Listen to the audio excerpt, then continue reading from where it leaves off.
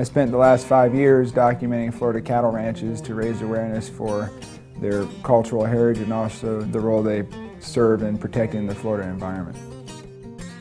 I'm an 8th generation Floridian. I had an affinity for nature. I grew up with family and ranching experiences like riding around the woods with my uncle, hearing him tell me about times of driving herds of cattle for 2 and 3 days without seeing a fence, and telling me about his stewardship ethic of protecting the land, and really just sucked me into this world, and I wanted to share that with the rest of Florida. The reason I do this is I want these pictures to be a window onto the story. All my energy is thought about, what is the story, what are the issues, and how can I communicate those.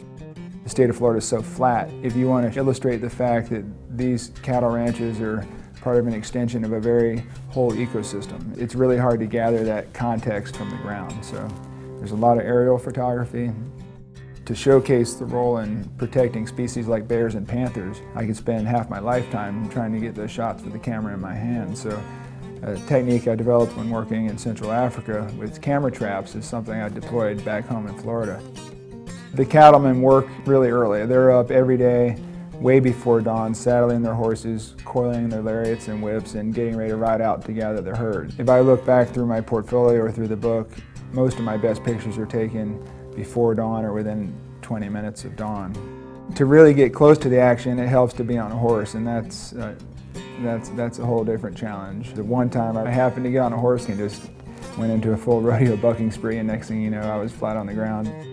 It's tough for me to separate the picture from the experience, so some of my favorite pictures have to do with what I was experiencing at the time. One early morning, I was out in the pasture at the Seminole Tribe's ranch. We were out there getting in position because we know the cowboys are going to be riding out from the horse barn to gather some cattle, and the fog was laying thick like a blanket over the pastures, and all you could hear is just the galloping sound of hooves, and like a ghost train coming out of the fog, this whole stream of horses goes flying by.